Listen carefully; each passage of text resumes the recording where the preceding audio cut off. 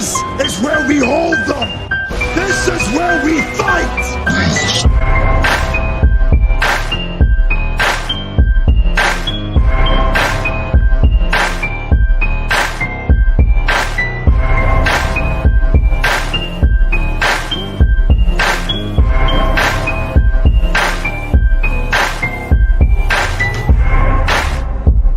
You are now listening to Sweep the Rack podcast featuring Brooklyn Rob and Big Mike.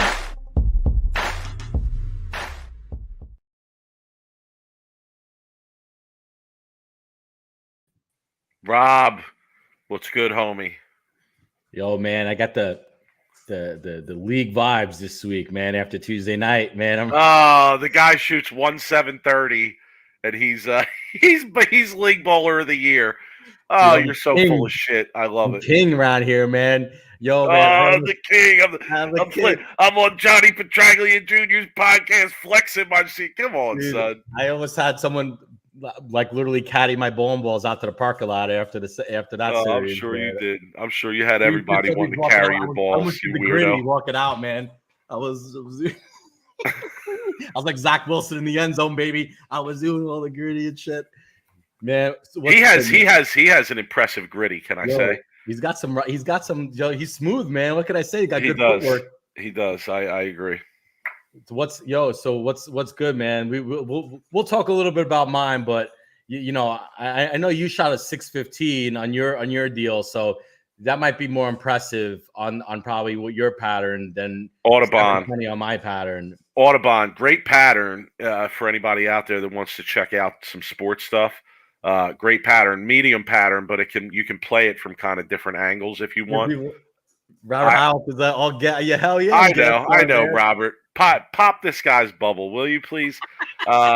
So yeah, I had bowled on this pattern before. In full disclosure, in the summer I bowled on it, and it was actually the worst series I bowled all summer. And then I went and practiced on it after that night. Like when we were done, I went to a fresh pair and practiced. And I definitely figured them out. And for me, it was a big early ball, you know, playing up the lane, playing sort of gutter, and that was a reality. And it looked good. I bowled good. I actually I won significantly on Tuesday night. I won the eliminator. Okay, we one of our players. Shout to my young bull, Matt Gibney. He ran an eliminator in a card game, so I won the eliminator. I won the third game of the card game, which paid $100. $100 for one game of the card game. I won the card game, and then I won a couple pots along the way. So you know, I made out okay. It was an all right night. We had 14 people again. But there were a lot of new faces this week. There were quite a few people who were at week one that didn't come to week two, but there were some other people who weren't at week one that did show up to week two. So going forward, I'm hoping that like I can, we get a mix of those and maybe get 16, 18, maybe even up to 20 people. But so far, so good. I mean, the format is good. It's well received by the players and the bowlers. People seem to be having a good time with it. You know, I think doing the singles and the doubles definitely gives people some stuff to bowl for. Tuesday night, we had one of our lower average players bowl a great game, shoot 217. And won a pot with 217 with handicap. You know, he gets significant pins. But honestly, it's really good to see a lower average player win something in the sport environment. Like, I'm not out there for the money, and I'm not out there worried about like, oh, I win this or lose that. I mean, obviously, it's always nice to win, but it ain't going to change my financial situation one way or the other. But I feel good when I see somebody like that bowl a good game and get rewarded for it. The first game, another low average player won the pot with, I think he shot 207 was his score, 207, and he ended up winning the pot because scores were kind of low the first game. Here's the thing though. And I'm not trying to air this person out because I know this person and I like this person. Eric, let's go, man. No, I'm not. I'm going to be general here. All right. I'm going to be general here. So like during the week this week, so to promote the sport pot thing that I'm doing, I've been going to several Facebook pages and posting it. Right. One of the Facebook pages that I go to is associated with the PBA. Okay, I'll just say that. It's associated with the PBA.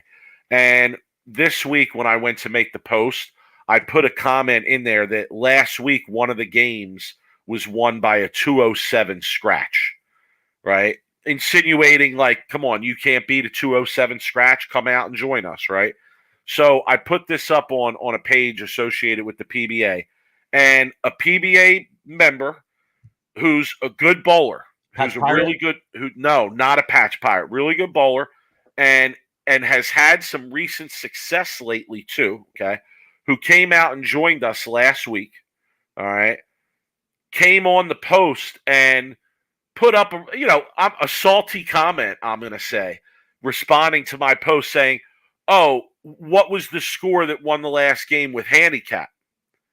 So I came on and said that the actual score was 234, right? So we had a little back and forth argument on there about handicap, which ended with me posting a pic of some PBA standings that he was involved in, where he finished pretty high up in these standings, and putting under the post, how many pins you want, Hoss?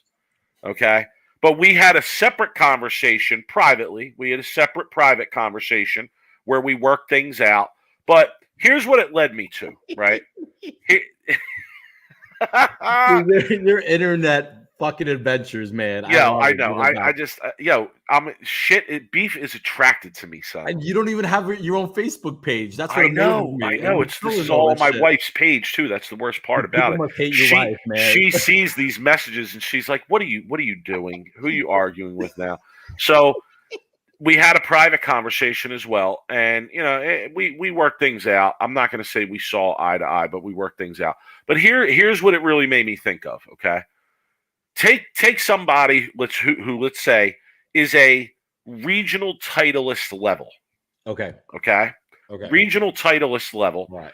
And then take somebody, let's say a range of bowlers from your 225 house guy who has little sport experience. Okay. All the way down to your 160 average on sport. Okay. And anything in between, right? Okay. Are you really going to tell me, number one, that regional player, that it isn't appropriate for that regional player to give pins to those other players? Is anyone really going to argue that with me? And number two, despite whatever pins are given, shouldn't a player of that caliber really be able to best those people, even if pins are given? No, I think you're missing the point. Honestly, I do. I think you're missing the point. Please enlighten me, sir. People don't trust the handicap system. Scratch bowlers, especially scratch bowlers, guys who are on the regional title level. Okay. Look, I'll put myself in that kind of elite. Can I counter real quick? Sure. The averages we're talking about are established over years of bowling. Yeah, but that doesn't matter. I mean, no one has any trust for that system. No one has trust for the handicap system. So regardless of if you feel that you have a fair handicap system and a fair average history, people still don't trust the system. They don't trust. There's too many sandbaggers. There's too many people that are looking to take advantage of the system. It's always been like that. It's been like that since I was 5. Sandbagging has been an art form since the 50s. A sandbagger is going to have a real tough time on a pattern, though. I mean, we're bowling on tough shit, Rob. I know, but that would be, there's still people that still will take advantage. I mean, they might sandbag to 180 in a house league, but they're still going to be coming in on a sport league probably at 165. Okay. So I'm just saying, look. And what are they going to shoot? What's a good game for them? Look, the point is that they don't have trust in the system. So regardless of what you say, as long as there's handicap given, people are going to question it and they're going to argue with it and fight about it. That's just my opinion. It's just always fair enough. Question: Did that kid come back? No. But he's bowled 2 800s since last week. On house. And posted on Facebook about both of them, and got an article up on Bowlage about one of them too. You should So, have posted his 130 scores that he had. Listen, I was going to go on and I was going to say, ask him how he bowled on the sport pattern in the same house last week. But honestly, I don't want to get into it. I got enough beef with these pro bowlers in my DMs talking all this nonsense. Frank Diddy wants to know if anybody came outside the bowl for $5,000. No, and the police were not called. All right, I'm gonna end it at that. Hopefully, our numbers grow a little bit. I'm looking to grow the numbers a bit. Again, if you're local and you want to come out, email me. You can email me at sweeptherack@gmail or the 215@gmail. Either one is fine. But all right, Rob, let's get your league rundown because we have a guest tonight. We have 2 guests tonight. They're going to come on together, and we have some things to get into. But give us a quick rundown of your league recap. All right, let's talk about the real league. All right, I'll get the hell out of here. My God! All right. Do you people hear this shit?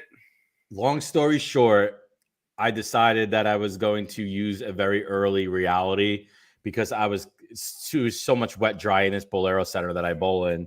I think my average right now is 210. And I peeled off a 720 scratch. So the other team wasn't too happy. But on my defense, I haven't had a look in that place since I started, and I felt like I actually found something. Look, the point of why I'm telling people this is that if something in league isn't working, you have to try to do something new. And that's every week I was bringing new balls. I was trying new hand positions, speed, standing left, trying to play straight, whatever it is to try to figure them out. And I think I finally did. But on the other hand, next week I could go on a next pair. There's 10 on a pair. They change. They put too much oil in the middle of the lane. I hate to say it, but that's kind of where the problem is, I think. And it just becomes so wet dry by the time you get to the second, third game. Anyway, so quick league rundown. Nice night. It was nice to be able to help my team win. Nico, my guy, calling you out next season, Bowl Sport League, please. I don't even know. Do they have any out in your area or no? I think they actually have one in the same center on Monday nights, and I really honestly didn't know about it. All right, listen. If you bowl a house league and don't bowl that league next year, we're officially going to have beef. I think I don't want to say this is my last year in that Tuesday night league because I like the guys I bowl with, but dude, the drive out there sucks, bro. It's a 45-minute drive in traffic. Okay. So there's a reason I might not decide to bowl. Anyway, real quick before we invite the guests on that we have, I was on Giant Petragula's podcast last night. If you haven't checked it out, check it out. We had a very heated hour 30 discussion on a lot of different topics. A lot of topics we talk about on the show all the time. We went into. I was going to say it was sort of like a crash course in sweep the rack beliefs. You did an excellent job of giving the rundown of where sweep the rack as a conglomerate sort of stands on the various issues in the bowling world. You also got some JVT talk. Too much wrestling talk for me. But hey, I'm very passionate about the entertainment factor of the PBA. I know. I understand. That's just like you're on the sport. You want to see a fist fight on a PBA show. I want to see. You want to see someone get headbutted on a PBA show, whether it's real or it's not. I want to see Royal Rumble. I want to see someone go over the stands and then jump back on and then maybe use a bowling ball as a weapon. No, honestly, though, I do want to see more entertainment in the shows. We got into a pretty deep conversation about that. I actually want to write an article about that like you did. I'm pretty sure Jeff probably won't pick up my article, but I'll post it on my own. Good show. Straight Up 5. Check it out. Go to Giant Petragula's Facebook page or you look it up. I think they're going to put the audio out tomorrow. I do like the co-host he runs with. One of them is wearing a wrestling mask and like to flex, so I told you it's a weird scene over there, bro. It's a weird scene over there. Entertainment factor of it. No doubt. It was good. It was good discussion. But it's cool to have someone entertaining and someone who knows bowling. Kind of like us, like how I know bowling and you're like the entertainment piece, Just kidding. I guess. Anyway. All right, to our guest. Let's get to our guest. They're waiting patiently in the back. They don't want to hear about. One of the coolest things about this podcast is that people reach out to us all the time, right? And they email us, and we get a lot of cool emails about the show and people's experiences and their thoughts on things. And it happens regularly, but rarely has it gone further than that, other than an email. But a few months back, I got an email from a guy named Tim out in Pennsylvania, and he was basically reaching out to us to tell us that he enjoyed the show. He had been listening for a little bit, catching up on some past episodes. And, he mentioned that he heard me talking about Parker Bones Training Center, and, he was interested in checking it out. So I reached out to him and I said, yo, listen, like, if you want to come out, it's not far from me. So, like, if you want to come out and you want to, get a practice session in there, let me know and we'll meet up. And he took me up on it, and we did.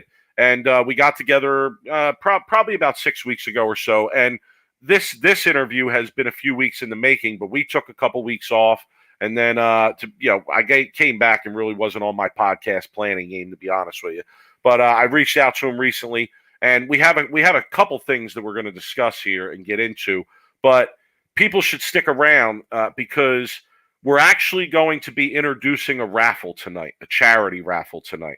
Okay, and we'll talk about what the point of the charity raffle is going to be a little bit later on. But I'm just going to tease the people here a little bit. We have Belmo merch. All right, we have some Belmo merch that we're going to be raffling off here. Okay, so not only are we bringing on Tim tonight, but he's affiliated with a pro shop, and I'm going to let him tell you about that and give you the background on that. So he's also coming on with his pro shop partner Pat. Oh geez, They just fell off. Yeah, they did. Yo, he just texted me and said that there was an accident outside the shop and they lost power. What? That is crazy. My goodness. That's wow. Crazy live. This is what happens when you have live shows, Mike. Anything could happen at any time. You're right. And yes, we were right about to bring him on. Like, literally, like, you were 2 seconds away from bringing him on, and wow, power's out. That's crazy. Show goes That's on. Crazy. Mike. All right, I hope so everyone's okay over there, though. So where do you want to go? Should I tease the people with the merch? Should we give them more info on that? Wait for Tim to come on. All right, we're gonna wait then. All right, yeah. So really, stay tuned. Time to talk Twitter beef. Let's go. Who's the Twitter beef this week, Mike? Wes Holland wants to know. Wes Holland in the chat. He only wants us to talk about beef. Let's run through some comments real quick. Nico ran his tournament, 356 team event, 393 doubles, 382 singles, 1130 all events.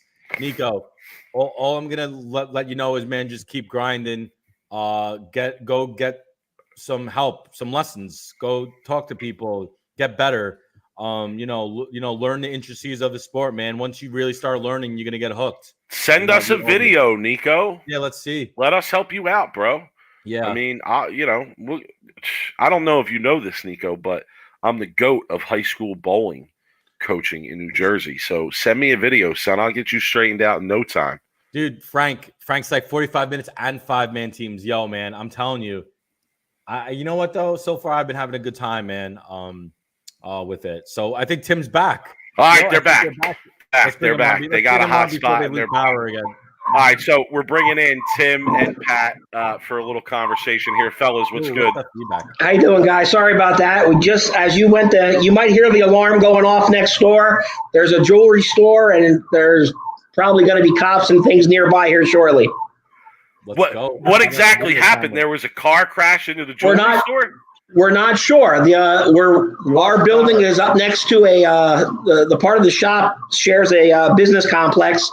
And there's a jewelry store next door, and everything on this side of the parking lot and back went black, and we've lost our internet and everything. So the lights just came on, but the alarm is going off next door. So, there could be a heist next door, but yet they're still here. I know. I was just going to say, if it turns out to be a robbery, make sure you text me and let me know, because we got to report back to the people on that. I will let you know. All right, so as I was saying in the intro, you reached out to us through email, and we had a conversation. I'll be right with you. The owner of the jewelry store is calling me. Hold on. All right, go right ahead. Go right ahead. Let's Come go. back. Let's Get an go. update for us. Get an update on the situation. So, Tim, you reached out to me through email. We got together at Parker Bones Training Center. Yes, sir. Just to practice a little bit, chop it up, talk podcasts, talk your involvement in the bowling community. So let's start here, I guess, and I'll transition back to your background. But what did you think of the training center? You were there. I thought it was a great establishment. I thought it was great to give you a different, to give guys like us who want to go out and try different shots and different, to really work on your game and enhance that. I think it gives you a great opportunity for that. It's nice that it's separate from the regular part of the bowling alley. I've heard on the podcast before where, you mentioned about you're not always with the birthday parties and the kids and, some of the other leagues and so on. I thought the establishment was great. And I would love for those to be more throughout the area, through the country. I think if people start to see that concept from a business side, there is a business model there that could really take off in bowling. Rob, honestly, what he's saying kind of reminds me of your points about how if more people were involved in sport bowling, there would be that motivation there to practice, to get out, to spend that kind of money. Comments there? Dude, I would love for somewhere to pick up something like a CrossFit type business model where I could pay like $150 a month and I could go and bowl, maybe take an hour class where maybe the first like half hour you learn from a coach and the last half hour you actually bowl on what you learned on. I would love to see a CrossFit type model for like bowling. I think that would be amazing. Yeah, no doubt. So, Tim, to be clear with people, the most interesting part of our conversation when we linked up in practice actually had little to do with bowling. It was really about what your main gig is, because bowling is not your main gig. You're involved in the pro shop business. We'll talk about that in a few. But you're actually an engineer, and you design, if I'm right, you design airplane interiors. Am I correct? Yes. I am an aeronautical engineer. We design and manufacture anything to do on the interior of high class or super first class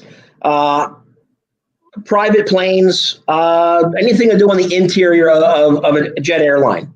Dude, I was about to say, if we had the guy who's in charge of designing the interior for Coach, dude, I was about to go off. Be like, yo, my man's not giving us any leg room. He ain't giving us any headroom. He cramming us in like here's sardines, man. But that will be changing. They have changed some of the parameters where they will be, I think by 2028, they have to give you an additional, I want to say it's an additional 3 or 4 inches by a certain time frame. I know they have changed that, and that goes into effect in the next couple of years. Look at this breaking news, Mike.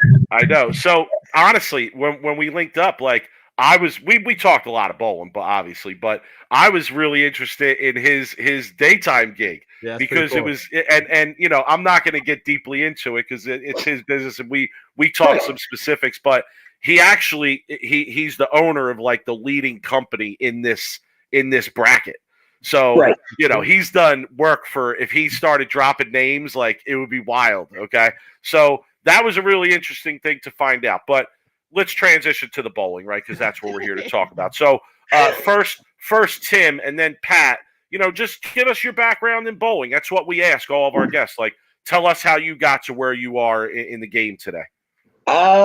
Pretty much, I started from my father. My father's taught me. I started when I was 4 years old. Now just turned 43. I took off around about 10 years ago. I was diagnosed with cancer, so I took off for about 7-8 years and just came back 2-3 years ago. And then recently getting involved with the pro shop. I've always been involved with bowling and enjoyed being around it, watching it. Hearing you guys talk about the Saturday mornings or the afternoons, watching it on ABC, that's everything. That's exactly what I grew up doing, the same thing. I'm just a little bit older, so I'm very familiar with exactly what you guys talk about. And some of the names that you guys have mentioned on the show with bowling JBTs, the Lee Wenzels and Bill O'Neills and Tommy Hag. I know a lot of those guys. Ryan May. We bowled a lot. There you go. Yeah. Bowled a lot with them, played poker with them, and things like that. And just have always been involved with it for the last 30 years. Have you heard from him lately, real quick? Have you heard from him? Tommy Hag. No, I saw Tommy. He played poker at my other house. Let's see, I'm in my new. Probably about 7-8 years ago, I played poker with him at my place. That's probably the last that I've seen him. Man, I missed that kid. He was great dude. So the pro shop that you're involved in, and that I believe Pat is one of the owners as well, is Our Family Pro Shop, correct? Correct. Okay, and you guys are out of where exactly? Whitehall and Allentown, Pennsylvania, with 2 locations, one in Whitehall and one in Allentown, roughly 2-3 miles apart. One is actually inside the Haja Allentown, used to be Rose Bowl, right. And then the other is just below Jordan Lanes in Whitehall. Yeah, Jordan Lanes, old wood bowling alley too. Still is. Yeah, Still wood. Place. Go ahead, Rob. Brag about Rose Bowl. Go ahead. I had my third sanctioned 300 there as a kid. I knew something was. I knew some little nugget of gold braggery was coming there. Well, I split in the 10th for $7.95, and it still haunts me till this day because I did that first 300. Honestly, I think I remember that. Yeah, I do. I think I remember you whacking them the first few games and shooting 300, but just missing 800. So the Rose Bowl was actually the first place that I had an award score too, Rob. I had a 299 at 12 years old in the Thanksgiving tournament, the Thanksgiving doubles.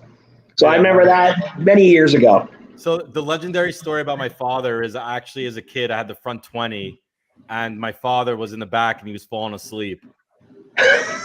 So they were like, yo, your father's excited. You're running another 300 and look over and he's literally like sleeping on my shoulder. It was a far ride out to Allentown, son. He was putting in the miles that day.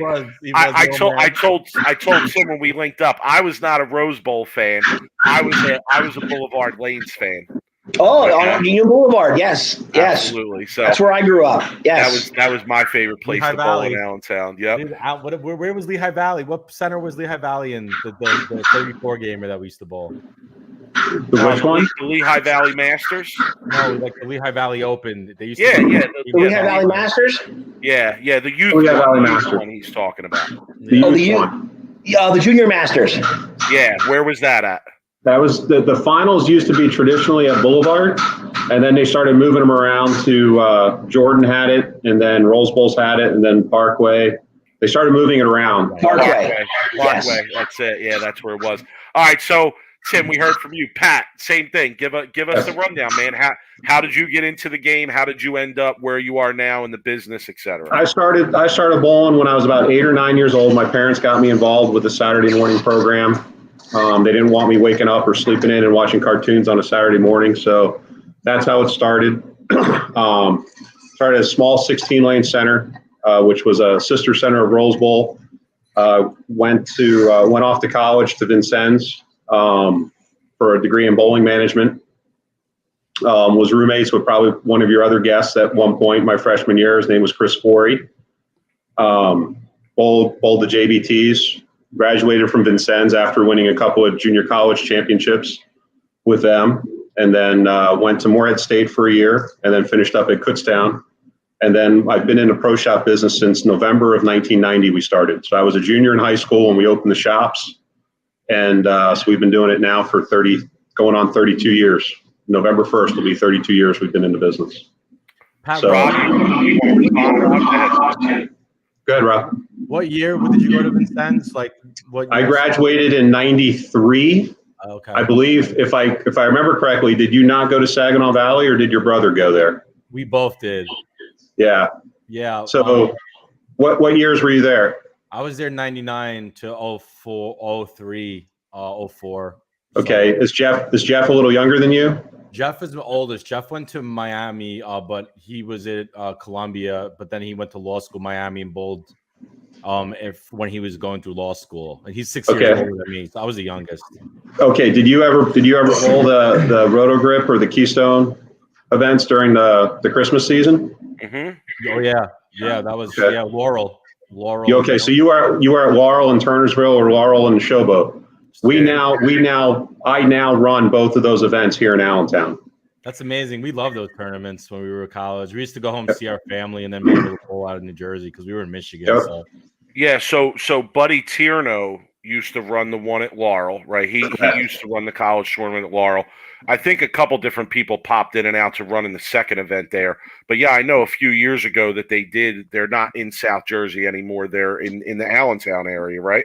They are, yes. I run both of those. One is the Roto-Grip Keystone Quaker Classic, and the other one we renamed the Lehigh Valley Classic. Okay. We took over the one that originally had been run by Brunswick in Turnersville. When they dropped it, I think Larry Wilson and Kern Helmer took it over to kind of keep a double tournament there. And then when Buddy retired and turned his over, there were some issues there, I believe. And then we were asked if we would help out with that. So we moved them both to Allentown, and Penn State ran the one at Parkway for 1 or 2 years, and then they couldn't handle it. So in order to keep my tournament viable, I took over both. So I run both of those events during the Christmas time frame. Okay, now let me ask you this question. So Sure. When I bowled in college, it was like 98 to 02. There was actually a tournament early in the year in the Allentown area. That was the Keystone Quaker Classic. Yep. Okay, and that was in October, and that was it. My father and I, we founded that tournament. We started that tournament in 1996, I believe. I had left Moorhead for a semester. It might have been 95. And the first year we had it, we had 13 teams. Where did you bowl, Mike? St. Peter's. Okay. Yeah. So you would have, who else was there around that time? Well, listen, if you were running that event at that time, we have some beef. And I'm going to tell you why. Because there at that tournament one year, there was an exhibition that was put on where you had Ryan Snyder, okay, and Mike Fagan bowl each other. And there might have been one more guy involved. I forget. It was a roll-off because they had tied for the high game of the event. Yeah, okay. So there might have been one more person who was involved, and they got to bowl on the gold PBA pins. Yes. Okay. And I was so pissed off because I was like, I belong in that trio being out there bowling. I got so much strap.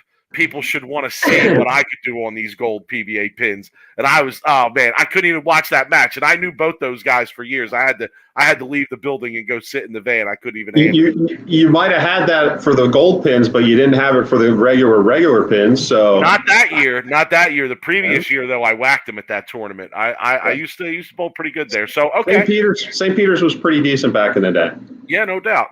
They no longer have a program, unfortunately. But there's a lot of schools no longer have a program, unfortunately.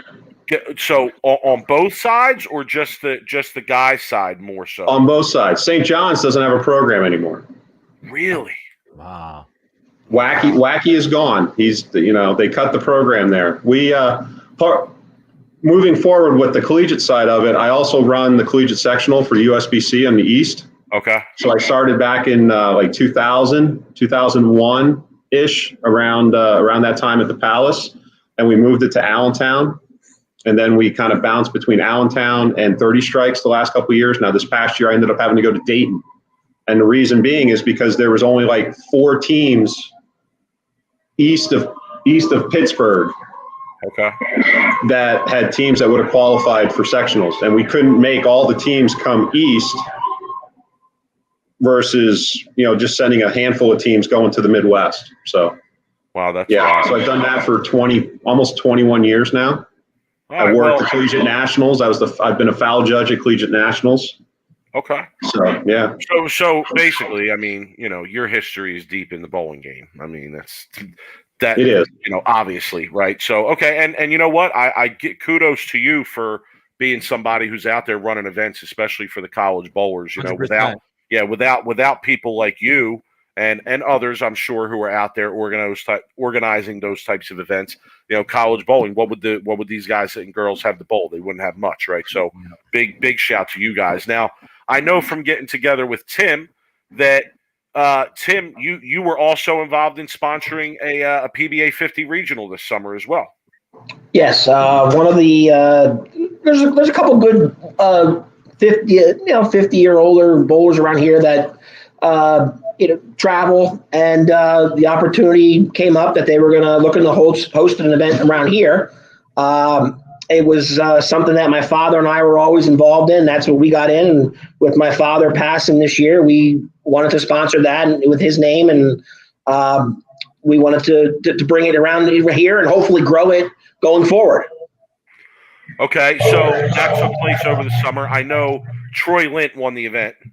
Yes. Okay.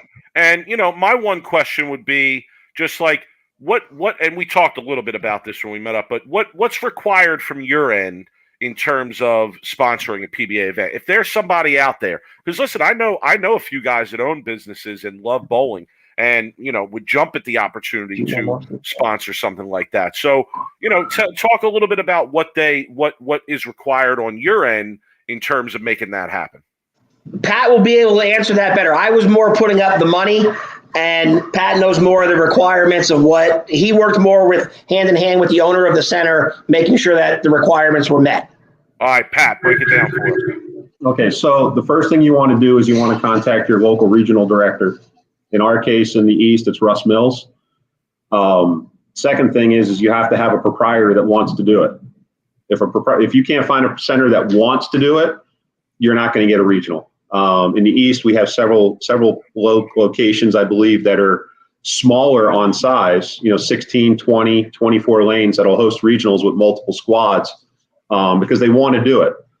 We have 40 lanes here at Jordan. The center proprietor wanted to host a regional. We had a local player who was interested as being, I guess, like the guest host, facilitator of it. So he made the contacts, and we got it set up. And then, unfortunately, with the passing of Tim's dad, he felt the need or desire to include some extra money into the field. I mean, we had a field of, I believe it was around 70 seniors, which was actually split between the seniors and the super seniors.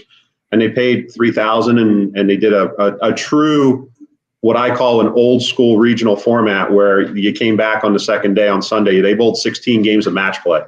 None of this 3 out of 5, 2 out of 3, 1 game wins, go home. It was, these guys had to grind it out for 16 games of match play. So it was good.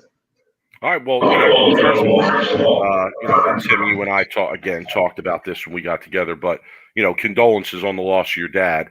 And, it's great that you guys were involved in putting something like that on. I mean, outside of the college stuff that you're doing there, Pat, obviously supporting the professional level of bowling too is obviously admirable as well. So I'm glad it went well for you guys. I wanted to make it out that weekend, but it was my wife's birthday weekend that you guys had the regional, so I wasn't able to make it. But perhaps if the timing is better next summer, or you guys are doing it again, I would definitely love to come out and check it out. And I'm trying to make it to an event in Allentown. There's quite a few things going on there over the next few months that I've been seeing pop up, and I'm waiting for that opportunity, Tim, where I could reach out to you by text and be like, yo, I'm coming to this event, shoe up and let's go bowl. So absolutely, I'll definitely follow up and let you know about that. But all right, let's get to the real meat and potatoes of why we brought you guys on, not only to introduce you and talk about us reaching out and getting together, but when we got together, we talked a lot about our life experiences, outside of bowling and your career, my career, and, where we are in life. And, your story was very interesting, Tim. You as I said, you're an engineer and you're an owner of a company that specializes in something that you're one of the best in your industry at. And you also had a battle with weight loss that we talked about a little bit. And as you mentioned earlier, you're also a cancer survivor, right? Correct. And that definitely hit home with me because I lost my dad to cancer a few years back, and that was a terrible thing to go through. And I had talked to you on the day that we got together and mentioned that, my co-host here, Rob, is actually a cancer survivor as well. And that's something that we have talked about in the past in previous episodes. So we got together, and obviously we were talking about a lot of these things and chopping it up a bit. And you had mentioned to me that you had a chance to go up to Bayside when the team event was there and hang out a little bit. And while you were there, you were able to chop it up with Belmo, friend of the show, by the way. You were able to chop it up with Belmo a little bit, and you had some Belmo swag, right? So you passed on to me, on the day that we got together, a few pieces of Belmo swag. So I'm going to show them to the people here. I brought them down off my shelf, but I'm going to show them, all right? First, we got a Belmo signed, dated 2022 Bayside Bowl official pin. Yeah, I like that pin. That's an awesome pin. Rob, where else are you gonna get this? No, I'm gonna enter raffle myself. Where else are you gonna get this? Because in order to get your hands on something like this, you basically have to run into him at Bayside, right? So the number of people that would have their hands on something like this is extremely small. All right, so major prize here in our raffle, okay, is going to be the Bayside Bowl Belmo signed pin. Who doesn't want some Belmo swag, yo? Come on. Dude, I have shoes. I have you have everything. You get it for free too. And I'm on Belmo staff. We'll talk about that later. Next piece that we have is a Belmo. Hold on, I got to get it right here in the camera. Is a Belmo signed Roto Grip hat. Okay, again, cool who doesn't want Belmo swag? Now, I didn't know whether to do this next piece first or last. Because, I mean, people relax, sit down, everybody calm down. The people might get overexcited about this. But Tim also had the ingenuity. I mean, he's an engineer, so, he's thinking like that. To present Belmo, okay, with a worst of the week. People, are you seeing this? That's awesome. Present Belmo with a worst of the week. Rosenbag. Okay, now let's be clear. When Tim showed me this, first I said, I'm a little surprised he even signed it. I am. Rob, he's very protective about his image and worst of the week, etc. Okay. But Tim was like, listen, I got pulled like that, so I had him sign it. Okay. That was actually we were in New York City shopping for sneakers, Belmo and I. And we were out walking around the city and we picked him up at the airport that day and hung out all day. Had a great time just in New York City, and then took him up to where he was staying then later on that evening. And as we were getting together, he signed a few things. And then later on, a month or so later, is when we went to Bayside and had the other items. But when we were in New York, I made sure to have the worst of the week presented to him. What did he say when he actually chuckled. He says, I know these guys. They're good mates. I know these guys. He knew right away. Yeah, so that's great. So listen, I mean, Sweep the Rack family. Where else are you going to see that? Okay, that's a one of one. That's one of one. That's one of one. Listen, I will personally attest to that. There will never be another one of those. Okay, so. Here's what we want to do. All right, we want to do something for charity. We want to try and do something good here. Chase for 300. Chase for 300. Chase for 300. I want to know what's going on with the jewelry. Is there any updates? Yeah, any update on the jewelry? It seems to be clear. There's some sirens going by now, but things seem to be clear around here. Okay. I'm waiting for someone in the background, with a ski mask to come running by or something with a bag. It runs in the background. Oh my God, that would be too good. So I'm waiting for someone to fall out of the ceiling. You know how you see those videos on closed caption TV, and the criminal screws up and falls through the ceiling. The only thing that falls through the ceiling here is beer. Let's not talk about ceiling and falling, please. All right, sorry. Okay, so here's what we're gonna do. We're gonna try and do something good for charity. Okay, Tim is a cancer survivor. Rob is a cancer survivor. Who out there hasn't been touched by cancer? A lot of people have, right? So we're gonna raffle off these items. Okay, we're gonna raffle off these items with the pin being the top prize, the hat being the second prize, and the rosin bag being the third prize in the raffle. Okay, we're gonna do $10 a ticket. All right, $10 per ticket, and our goal here is to sell 50 tickets. All right, 50 tickets. We want to raise $500 that we can donate. We're not exactly sure the specifics of what cancer research fund we're going to donate it to, but we'll definitely discuss that off the air and come up with something solid before we wrap this up. But we're going to promote it here on Sweep the Rack and online and on Twitter, etc.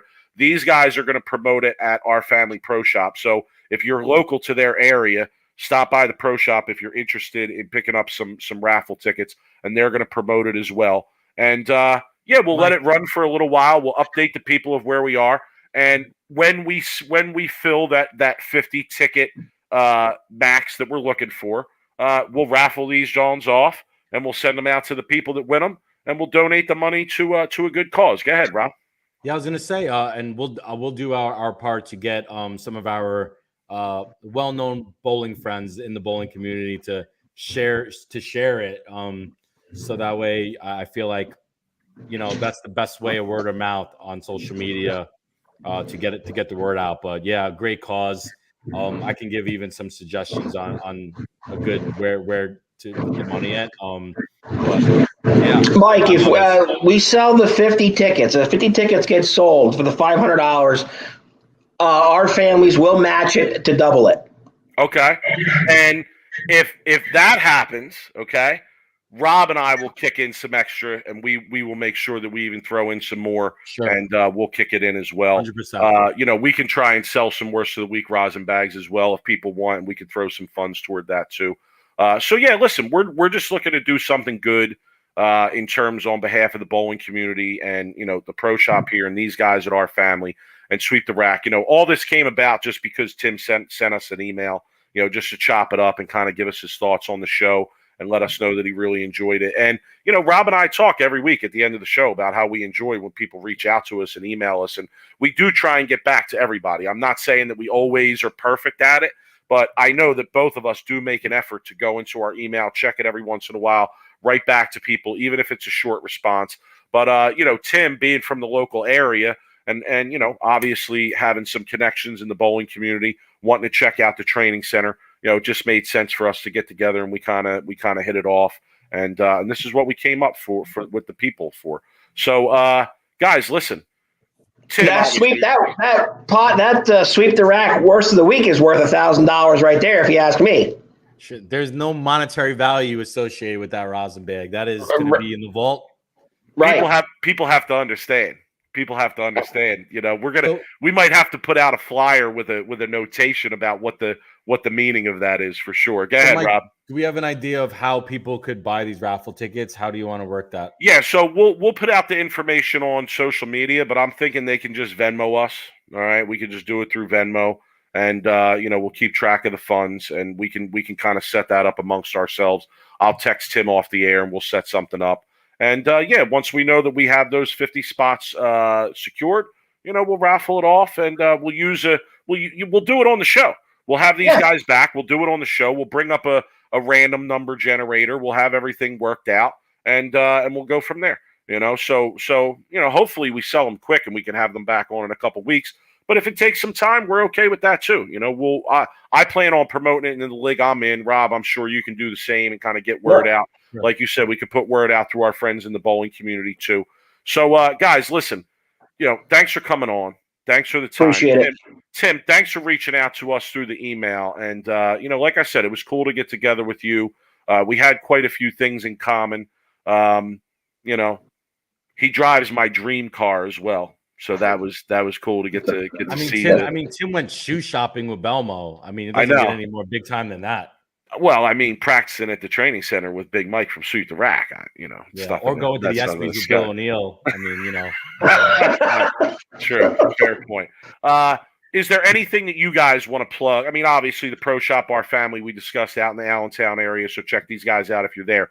But is there anything you guys want to plug? I guess the big thing coming up around here is the Lehigh Valley Masters. I know Pat's on board with that. He's on the committee, so he can give you the dates. Qualifying is the first Saturday in November. It's the 64th edition. It's a true Masters style tournament where it takes multiple days to win. So for those that have a short attention span and want to be paid, in a couple hours, this is not the tournament for them. But if you want to put your name up against a lot of the better bowlers in the Allentown area or in the greater surrounding areas, it's a tournament that means a lot. We do a televised final. It's 3-game matches all the way through, double elimination. So if you come out, you can win 2 matches out of the losers bracket to win the title, and it's got to be 3-game matches. So That sounds like my kind of tournament. I was years and years ago, that used to be 3 weekends, 5 days were required. You used to have 250 to 300 entries. Unfortunately, again, as the times have changed, the bowler counts have dropped. We're down to just under 100 entries, but we've got it down to 3 days, and there's only 8 guys that it affects. You qualify on Saturday. There's 2 squads. You get your option to pick which one you want. The top, because of the lighter field, we only go to top 32 now instead of top 64. But then you do double elimination matches starting Sunday, and we'll whittle it down from 32 to 8, and then those 8 bowlers come back the following Sunday. Because we also run a senior masters the following Saturday. For those that are 55 and over, they qualify on Saturday. They whittle the field down through 2-game single elimination matches to the top 4, the semifinalists, and then they're on TV ahead of the regular tournament. So, yeah. Yeah, I saw that tournament promoted on Greg Tack's New Jersey Sport Bowling page, and I made a note in my phone about it. I don't think I might come and bowl the qualifying anyway, but I don't. No, I don't think I can make the date of the finals because it's all right. You don't worry about that anyway. I know. I just said, you hater. Okay, I just said that I might come bowl the qualifying anyway, and if I don't make it, I don't make it. So be it. But yeah, I did check it on the date of the finals. Yeah, my daughter has a soccer game. I already looked it up, but because I said to Tim earlier in the interview, like I have been looking for stuff to come out there and bowl. There was something at Jordan Lanes a couple weeks ago as well, or a month ago or so. Because it was Labor Day Marathon, King of the Valley tournaments. Jacob Kerstetter put it on. It was a good event. It was a dual pattern, 7 games on dual pattern. And that was another one that I had seen, and I checked my schedule, and I was like, nah, not going to work. I forget what I had going on that weekend, but I'm trying, I'm trying anyway. I will make it out there. I was just at Hershey Park this weekend, so I kind of drove past the Allentown area as I was on my way out to the Amish country Lancaster area. Yes.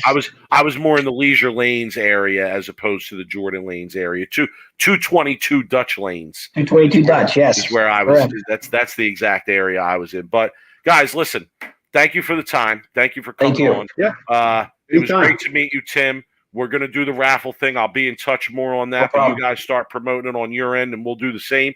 Folks that are here in the chat or that are listening to the show after the fact, if you want to buy some raffle tickets for this, hit us up through email, hit us up through social media, hit us up wherever you want, and we'll work it out, and we will give you the information on how to get that done. Hey, Mike, one question for you. Where I saw your Tuesday night where you're doing the sport shot. What house are you doing that at? Tuesday nights we're closed here at the shop, and Pat and I were talking of coming down. It's only an hour and a half for us, so we were looking at coming down one of these nights. Yeah, so it's at Valero Hazlet. Okay. Yeah, it's I'm trying to think, like, from you guys, it would probably be about the same distance that you traveled to Hal, but yeah, it's a little bit more down the shore.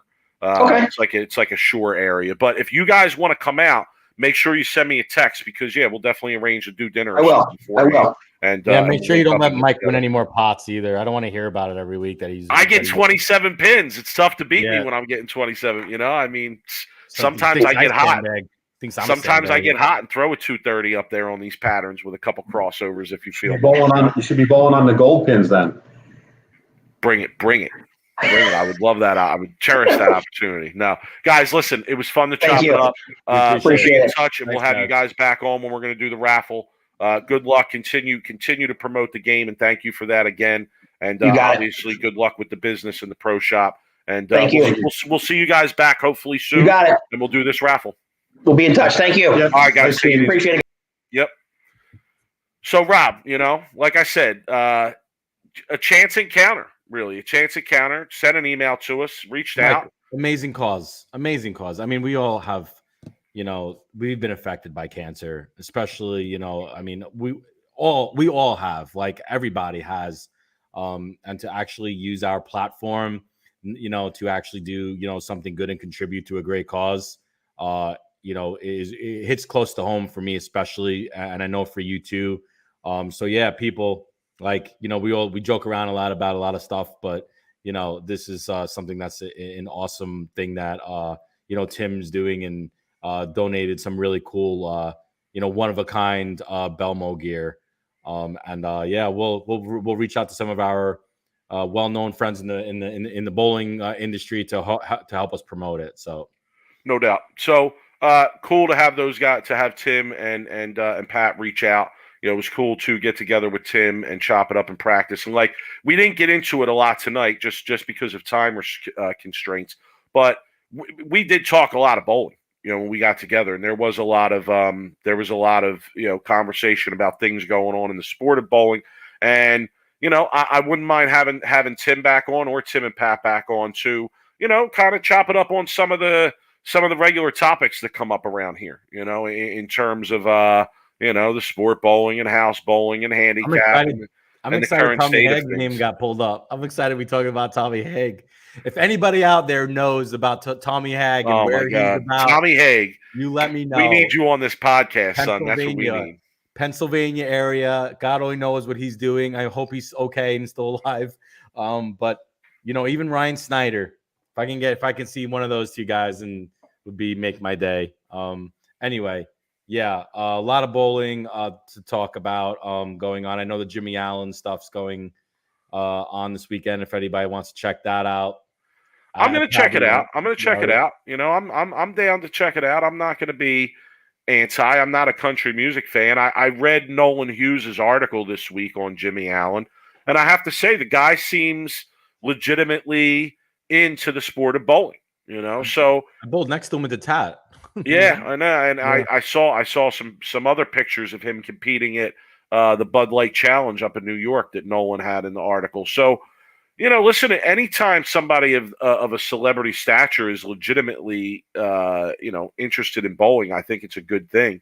So, I'll definitely check it out. I'm sure the players had a good time, and I'm confident that it'll make for decent TV, especially for the average viewer who happens to be flipping by while it's on. But obviously, in terms of the competition and whatnot, like, not something that I'm really looking at and thinking, oh, I really can't miss TV here, really got to check this out. So but we'll definitely give it a watch at some point. Rob, you ready to give the people what they want? Absolutely. Let's do it. I'll get this ready to roll here we are.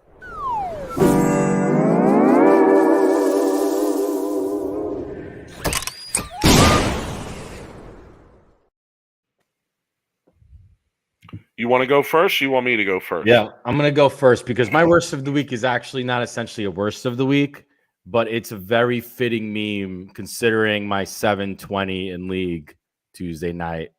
And I wanted to pull this up from Savage Bowling Memes.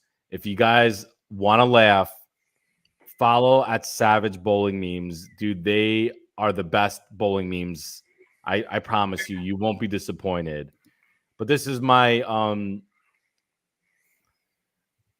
saw this today come across my screen, and I said, this is the look on my opponent after my original 240 game. So the meme has a little kid who's got this look on his face. That person bowls in Rob's league. Yeah. That picture was taken in Rob's league. When they were a scratch bowler, but now they're getting pins, and it has a picture of a little kid with that, like, what you talking about, Willis? Like, look. Anyway, I thought that was really funny. I thought it was pretty fitting for tonight's episodes, considering my opening about league. So yeah, Mike, that is my worst of the week. If anybody wants to check it out, they're listening on audio. You could watch on YouTube or go to at Savage Bowling Memes. Listen, Savage Bowling Memes, schmemes my ass, son. The ringing 10, my guy Jimmy, our guy Jimmy. King of the bowling meme game, Savage Bowling Memes. Come get it. Come get this smoke. Jimmy does more like kind of videos and like I don't know if that's a competing. Are there competing meme, content producers going on? Jimmy, talk to us. Is there a meme war? Is Savage Bowling Memes a competitor of yours? Do you consider them a competitor? Are you guys? Okay. Are you looking at Savage Bowling Memes and being like, "Oh man, that wasn't even funny. Like my stuff's funnier." Like, is there like resentment? We got to know about the underground meme war, Mike. let's be clear. The ring in 10 is the king. You Okay. come at the king. You know what happens. Best not miss. Best not miss. Okay. Yeah, they do. Here's good stuff, absolutely. here's my worst of the week. All right, let's hear it. It's from the Hammer Bowling Facebook page. Okay. The post is by Ben David Johnson. Congrats, Congratulations, Ben David. Is his first name Ben or David? Who knows? Ben Who knows? David Johnson. Maybe it's two people sharing a Facebook account. It's Ben and David Johnson. Maybe like Mike and Lisa. Here's his post. True. What do you think? The Hammer MB Pearl was my favorite ball. It seems to have burnt out. How should I fix it? And then under that post, Of the he comments. posts it looks like a result to a Google search of how do you restore a Pearl bowling ball. Okay. So he posts the top part and then he posts this bottom part. And here's the description he posts. How do you restore a Pearl bowling ball? The easiest and fastest way to refinish the ball is to use a 360 grit Aberlon pad on the ball. If the ball is being finished by machine, 60 seconds is usually sufficient, whereas other methods may take longer. The whole idea is to thoroughly cut, scar, and groove the surface of the ball with the 360 grit pad. I mean, I might agree with using the 360 grit pad to resurface a ball, but you better do more than just hit it with the 360 grit pad, or else that ball is going to be like that P. Weber video. Toasty.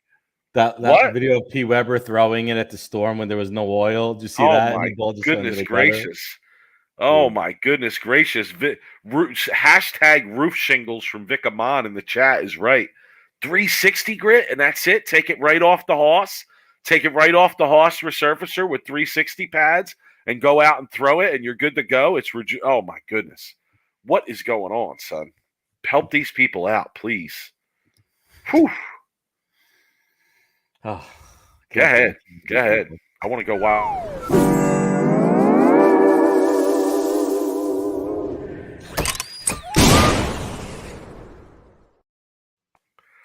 All right, Rob, final thoughts. So I don't have a 40 here, but I want to pour one out for Big Bowling. Made a very glorious run at Good final thought. made a really good run at trying to get registered for the PBA. So if anybody doesn't know, Was it a good run though? I mean, they came no, out it with wasn't like a two good balls or something, though. Big Bowling no longer listed as product registered with the PBA. So after that, So that doesn't mean that they're folding. Period. No, it just it's means just- that they're taking a break because the PBA. No, it just means that they're not going to be. You're not going to be able to Use- throw that stuff on PBA events. right. You know, they could still be making balls for all we know. I don't know. Did anybody see if they're like shutting down the company? Period. Anybody have news on that? I didn't see anything about it. No, I didn't hear anything. Actually, I'm friends with the CEO of Big Bowling. I bowled with him in the USBC tournament years ago. He actually, the CEO, I believe, used to be a ball designer for Storm. So I could try to reach out and maybe bring him on. I think that would be an interesting interview. It would. But I don't think it's just a lot of money for them to be registered by the PBA. Yeah. Jimmy says in the chat that COVID killed them. Mm. Yeah, I mean, it was just a bad time for anybody starting a company, in the retail game, right? But Marshall Kent then obviously resigns because I can't imagine him wanting to be on Big Bowling if he's not going to be able to throw it on the PBA. So he goes back to Storm. I don't know. Some people there were some people saying that he was going back to Storm, but then there were other people who were saying that he didn't go back to Storm, that wasn't official yet. Yeah, because I think Jeff retracted it after the article came out. Yeah, so I don't know, man. Like it'll be interesting to see what happens with that. If I had to predict where he would go, I'd say he's probably headed to Motive.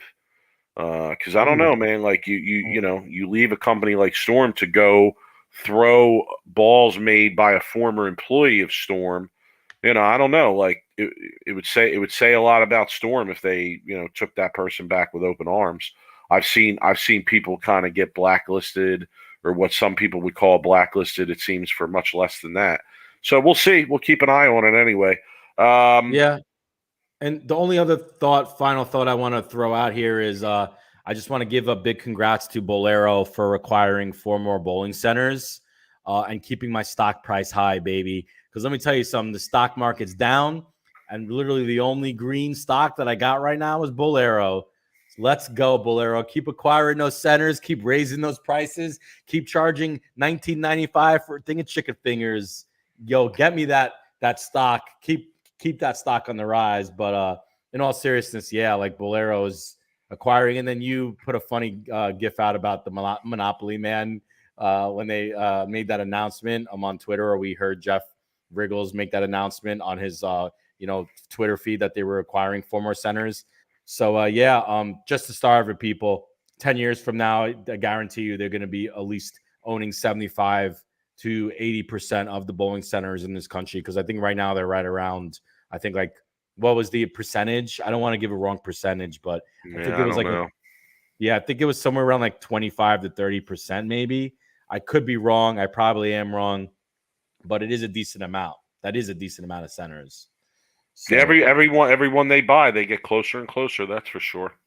Keep raising those chicken fingers, baby. Keep raising those prices. True. My final thought is still no PBA schedule. Oh, where? I don't know. Where? Where's it at? I'm honestly, I'm maybe like, it's with Penny. I'm interested. Is that what's in Penny's box? I don't think that's what so was instead in of Penny's finding box. Penny, they should tell you find the PBA schedule. schedule. I know.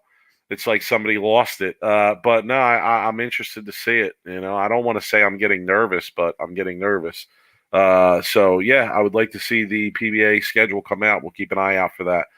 Listen, thank you everybody for joining us. We appreciate the company every week. We appreciate the comments and thoughts. We hope you enjoyed the show tonight. We will be back next week. As always, follow us on social media. He's at Brooklyn Rob 11. I'm at the 215th. Email us at sweeptherack@gmail.com. Hit us up. You heard tonight, who knows? If you're local to one of us, we're always open to practice. Rob's out at B3 a lot. I'm at Rev Rates a lot. So hit us up, and we're always open to chopping it up and having a conversation, and maybe even getting together for a practice session here and there. Everybody, enjoy your week. We will talk to everybody next Thursday. Go Jets. Go Birds. Eagles. Go Birds. Robert Hamilton pointing out in the chat before we leave, Eagles Cowboys on Sunday night. Let's go. Let's go. Huge game. Go Birds. Come on, man. We got to beat these cockroach Cowboys. Everybody have a good weekend. Everybody have a good week.